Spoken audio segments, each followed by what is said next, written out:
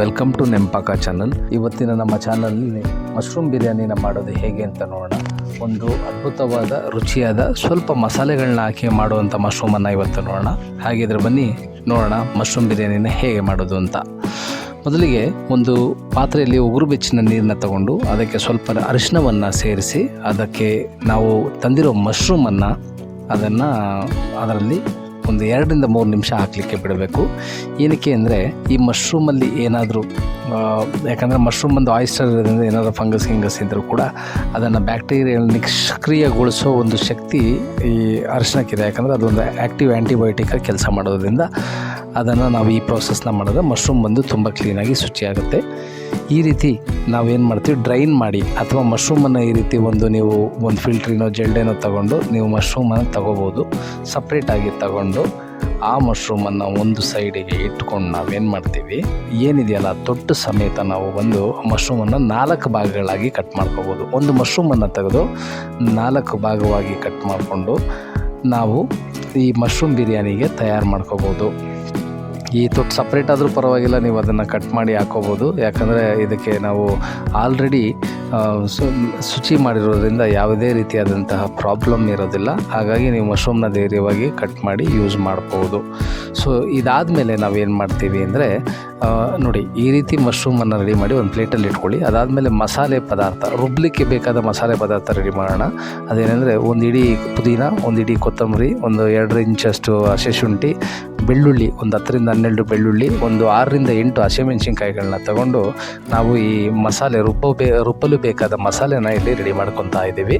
ಬೆಳ್ಳುಳ್ಳಿನ ಆ್ಯಡ್ ಮಾಡಿ, ಶುಂಠಿನ ಆ್ಯಡ್ ಮಾಡಿ, ನಂತರ ಏನು ಮಾಡಿ ಕೊತ್ತಂಬರಿ ಅಥವಾ ಹಸಿಮೆಣಸಿನ್ಕಾಯಿಗಳನ್ನ ಆ್ಯಡ್ ಮಾಡಿ ನಾವು ಪುದೀನ ಮತ್ತು ಕೊತ್ತಂಬರಿನ ಮಿಕ್ಸಿಗೆ ಹಾಕಿ ಸ್ವಲ್ಪ ನೀರು, ಈ ತುಂಬ ಗಟ್ಟಿನೂ ಅಲ್ಲ ತುಂಬ ತೆಳ್ಳಗೂ ಇರಬಾರ್ದು, ಸ್ವಲ್ಪ ನೀರು ಹಾಕಿ ಏನಂದರೆ ಅದು ಮಿಕ್ಸಿ ಆಗಬೇಕು. ಒಂದು ಸ್ವಲ್ಪ ಅದೇನಾಗುತ್ತೆ ಅಂದರೆ ಮಸಾಲೆ ಪದಾರ್ಥಕ್ಕೆ ಬರಬೇಕು. ಆ ರೀತಿ ಮಿಕ್ಸಿ ನೋಡಿಕೊಂಡು ನೀವು ನೀರನ್ನ ಬಳಸಿ ಮಿಕ್ಸಿ ಮಾಡ್ಕೊಳ್ಳಿ. ಮಿಕ್ಸಿ ಮಾಡಿ ನಂತರ ಈ ಮಸಾಲೆನ ಒಂದು ಸೈಡ್ನಲ್ಲಿ ನಾವು ಇಡೋಣ. ಮಸಾಲೆನ ಈಗ ಹಾಕೋದಿಲ್ಲ, ನಾವು ಒಗ್ಗರಣೆ ಕೊಡಬೇಕಾದ್ರೆ ಹಾಕ್ತೀವಿ. ಹಾಗಾಗಿ ಈ ಮಸಾಲೆನ ಒಂದು ಸೈಡಲ್ಲಿ ಇಟ್ಬಿಟ್ಟು ನಂತರ ಒಗ್ಗರಣೆಗೆ ಬೇಕಾಗಿದ್ದ ಐಟಮ್ನ ರೆಡಿ ಮಾಡೋದು. ಒಂದು 2-3 ಮೀಡಿಯಮ್ ಈರುಳ್ಳಿ, 1-2 ಮೀಡಿಯಮ್ ಟೊಮೊಟೊವನ್ನು ತೊಗೊಂಡು ಅದನ್ನು ಕೂಡ ಹೆಚ್ಚಿ ಇಟ್ಕೊಳ್ಳೋಣ. ಇದಾದಮೇಲೆ ಈಗ ಮಸಾಲೆ ಐಟಮ್ ಅಂದರೆ ಸ್ಪೈಸಸ್ ಏನೇನು ಬೇಕಾಗುತ್ತೆ ಅಂದರೆ ಕಸ್ತೂರಿ ಮೆಥಿ, ಪಲಾವ್ ಎಲೆ, ಜೀರಿಗೆ, ಕಲ್ಲು ಹೂವು, ಮರಾಠಿ ಮೊಗ್ಗು, ಸೋಂಪು, ಒಂದು ಕರಿಮೆಣಸು ಮತ್ತು ಜಾಕಾಯಿ, 2 ಲವಂಗ, 2 ಏಲಕ್ಕಿ, 4 ಲವಂಗ, 2 ಏಲಕ್ಕಿ, ಒಂದು 2-3 ಅಥವಾ ಒಂದು 2 ಇಂಚಷ್ಟು ಚಕ್ಕೆಯನ್ನು ತಗೊಳ್ಳಿ. ನಿಮ್ಮಲ್ಲಿ ಏನೇನು ಮರಾಠಿ ಮಗು ಇದೆಲ್ಲ ಅದನ್ನು ಕೂಡ ಆ್ಯಡ್ ಮಾಡ್ಬೋದು. ಏನಂದರೆ ಇದು ಫ್ಲೇವರ್ನ ಸೇರಿಸುತ್ತೆ, ಸ್ವಲ್ಪ ರುಚಿನ ಕೂಡ ಆ್ಯಡ್ ಮಾಡುತ್ತೆ ಮಸಾಲೆಯ ಪದಾರ್ಥಗಳು. ಈ ರೀತಿ ಒಂದು ಕುಕ್ಕರ್ ಇಟ್ಟು ಅದು ಕಾದ ನಂತರ ಒಂದು 3-4 ಟೇಬಲ್ ಸ್ಪೂನ್ ಎಣ್ಣೆ ಹಾಕಿ ಅದು ಚೆನ್ನಾಗಿ ಎಣ್ಣೆ ಕಾದ ನಂತರ ಎಲ್ಲ ಮಸಾಲೆ ಪದಾರ್ಥಗಳನ್ನ ಒಟ್ಟಿಗೆ ಹಾಕಿ ಅದಾದ ಮೇಲೆ ಎಣ್ಣೆಯಲ್ಲಿ ಫ್ರೈ ಆದರೆ ಚೆನ್ನಾಗಿರುತ್ತೆ. ಅದಾದಮೇಲೆ ಈರುಳ್ಳಿ ಹಾಕಿ ಸ್ವಲ್ಪ ಫ್ರೈ ಮಾಡಿ ಒಂದು ಗೋಲ್ಡನ್ ಬ್ರೌನ್ ಕಲರ್, ಯೂಶಲಿ ಅಡುಗೆಗೆ ಆ ಈರುಳ್ಳಿ ಹಸಿ ವಾಸನೆ ಹೋಗೋ ತನಕ ಬೇಯಿಸಾದ್ಮೇಲೆ ಆಗಲೇ ಹೇಳ್ದಾಗೆ ಈ ರುಬ್ಬಿದ ಮಸಾಲೆನ ಇದಕ್ಕೆ ನಾವು ಆ್ಯಡ್ ಮಾಡ್ತಾಯಿದ್ದೀವಿ. ರುಬ್ಬಿದ ಮಸಾಲೆನ ಆ್ಯಡ್ ಮಾಡಿ ಅದು ಅದರ ಹಸಿ ವಾಸನೆ ಹೋಗೋ ತನಕ ಚೆನ್ನಾಗಿ ಫ್ರೈ ಆಗಲಿ. ಇದಾದಮೇಲೆ ಫೈನಲಾಗಿ ಟೊಮೊಟೊನ ಆ್ಯಡ್ ಮಾಡೋಣ. ಟೊಮೊಟೊನ ಆ್ಯಡ್ ಮಾಡಿ ಒಂದು ಲೋ ಮೀಡಿಯಮ್ ಫ್ಲೇಮ್, ಈ ಎಲ್ಲ ಏನು ಮಾಡಿದ್ದೀವಲ್ಲ ಇದನ್ನು ಲೋ ಮೀಡಿಯಮ್ ಫ್ಲೇಮಲ್ಲಿ ಇಟ್ಕೊಂಡು ಚೆನ್ನಾಗಿ ಆ್ಯಡ್ ಮಾಡಿದ್ಮೇಲೆ ಒಂದು ಚೂರು ಅರಿಶಿನ ಆದಮೇಲೆ ಧನಿಯಾ ಪುಡಿ 1 ಸ್ಪೂನು, ಧನಿಯಾ ಪುಡಿ ಆದಮೇಲೆ 1-1.5 ಸ್ಪೂನ್ ಧನಿಯಾ ಪುಡಿ ಹಾಕ್ಕೊಳ್ಳಿ. ಅದಾದಮೇಲೆ ಗರಂ ಮಸಾಲೆ ಹಾಕ್ಕೊಳ್ಳಿ, ಒಂದು ಸ್ವಲ್ಪ ಗರಂ ಮಸಾಲೆ, ಜಾಸ್ತಿ ಬೇಡ. ಗರಂ ಮಸಾಲೆ ಹಾಕಿ ಅದನ್ನು ಕೂಡ ಚೆನ್ನಾಗಿ ಮಿಕ್ಸ್ ಆದಮೇಲೆ ಈ ಪ್ರೋಸೆಸ್ಸಲ್ಲಿ ನಾವು ಏನು ಮಾಡ್ತೀವಿ, ಈಗ ಅಣಬೆನ ಆ್ಯಡ್ ಮಾಡೋಣ. ಹೆಚ್ಚಿಟ್ಕೊಂಡಿದ್ದಂಥ ಅಣಬೆನ ಆ್ಯಡ್ ಮಾಡಿ ಅದನ್ನು ಕೂಡ ಚೆನ್ನಾಗಿ ಮಿಕ್ಸ್ ಮಾಡೋಣ.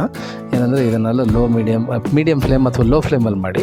ಇಲ್ಲಿ ನಾವು 2 ಲೋಟ ಅಕ್ಕಿನ ತೊಗೊಂಡು ತೊಳೆದಿಟ್ಕೊಂಡು ಅದನ್ನು ಸೇರಿಸ್ತಾ ಇದ್ದೀವಿ. ನಾರ್ಮಲ್ಲಾಗಿ ನಾವು ಮನೆಯಲ್ಲಿ ಅನ್ನ ಹೇಗೆ ಮಾಡ್ತೀವಿ ಅದೇ ಪ್ರಾಸೆಸ್ಸೇ. ರುಚಿಗೆ ತಕ್ಕಷ್ಟು ಉಪ್ಪನ್ನ ಆ್ಯಡ್ ಮಾಡಿದ್ಮೇಲೆ ನೀರಿನ ಅಳತೆ ಏನಪ್ಪ ಅಂದರೆ ನೀವು ಮನೆಯಲ್ಲಿ ಹೇಗೆ ಅನ್ನಕ್ಕೆ 1 ಲೋಟಕ್ಕೆ ತೆಗೆದ್ರೆ 2 ಲೋಟ ನೀರು ಹಾಕ್ತೀವಲ್ಲ 1 ಲೋಟ ಅಕ್ಕಿಗೆ, ಅದೇ ರೀತಿ ಇಲ್ಲಿ ನಾವು 4 ಲೋಟ ನೀರನ್ನ ಹಾಕ್ತಾಯಿದ್ದೀವಿ. ಯಾಕಂದರೆ ನಾವು 2 ಲೋಟ ಅಕ್ಕಿನ ತೊಗೊಂಡಿದ್ದೀವಿ. ಇದು ಸುಮಾರು 4-5 ಜನ ಅಂತೂ ಆರಾಮಾಗಿ ಹೊಟ್ಟೆ ತುಂಬ ತಿನ್ಬೋದು. ಮಧ್ಯಾಹ್ನ ಅಥವಾ ರಾತ್ರಿಗೆ ಮಾಡ್ಕೋಬೋದು, ನೀವು ಯಾವಾಗಲಾರು ಇಷ್ಟಪಟ್ಟಾಗ ಮಾಡ್ಕೋಬೋದು. ಈ ರೀತಿ ಒಂದು ನೀರು ಸ್ವಲ್ಪ ಕಡಿಮೆನೇ ಇಡಿ, ನಿಮ್ಮ ಮನೆ ಅಳತೆಗೆ ಹೇಗೆ ಬೇಕೋ ಆ ರೀತಿಯೇ ಇದನ್ನು ಇಟ್ಬಿಟ್ಟು ನೀವು ಏನು ಮಾಡಿ ಅಂದರೆ ಸ್ವಲ್ಪ ಮಿಕ್ಸ್ ಮಾಡಿ ನಂತರ ನೀವು ಕುಕ್ಕರ್ನ ಮುಚ್ಚಳನ ಮುಚ್ಚಿ ಕುಕ್ಕರ್ ವಿಷಲ್ ಬರಲಿಕ್ಕೆ ಬಿಟ್ಟರೆ ಸಾಕು. ಒಂದೇ ಒಂದು ವಿಷಲ್ ಬಂದರೆ ಸಾಕು. ಒಂದೇ ಒಂದು ವಿಷಲ್ ಬಂದು ವಿಷಲ್ ವೆಯ್ಟ್ ಇಳಿದ ಮೇಲೆ ನೀವು ತೆಗೆದು ನೋಡಿದ್ರೆ ಅದ್ಭುತವಾದ ನಮ್ಮ ಮಶ್ರೂಮ್ ಬಿರಿಯಾನಿ ಅಥವಾ ಮಶ್ರೂಮ್ ಪಲಾವ್ ರೆಡಿಯಾಗಿರುತ್ತೆ. ತಿನ್ನಲು ಬಹಳ ಚೆನ್ನಾಗಿರುತ್ತೆ, ಸಿಂಪಲ್ ಆಗಿರುತ್ತೆ, ತುಂಬ ಮಸಾಲೆ ಬೇಕಾಗಿಲ್ಲ. ಮಸಾಲೆನ ಕೂಡ ತುಂಬ ಕಡಿಮೆ ಪ್ರಮಾಣದಲ್ಲಿ ಹಾಕಿದ್ದೀವಿ. ಅದನ್ನು ಮೊಸರು ಬಜ್ಜಿ ಅಥವಾ ಜೊತೆ ರಾಯ್ತಾ ಅಂತ ಏನು ಹೇಳ್ತಾರೆ ಅದ್ರ ಜೊತೆ ನಾವು ತಿಂದರೆ ಆಹಾ ಅದ್ಭುತವಾಗಿರುತ್ತೆ. Thank you for watching happy cooking ಅಂತ ಹೇಳ್ತಾ ನೀವು ಚಾನಲ್ಗೆ ಸಪೋರ್ಟ್ ಮಾಡೋದಕ್ಕೆ ನಾವು ನಿಮ್ಮಲ್ಲಿ ಕೋರ್ಕೊತೀವಿ. ನಿಮ್ಮ ಕಮೆಂಟ್ ನಮಗೆ ಸ್ಫೂರ್ತಿಯನ್ನು ಕೊಡುತ್ತೆ. Thank you so much.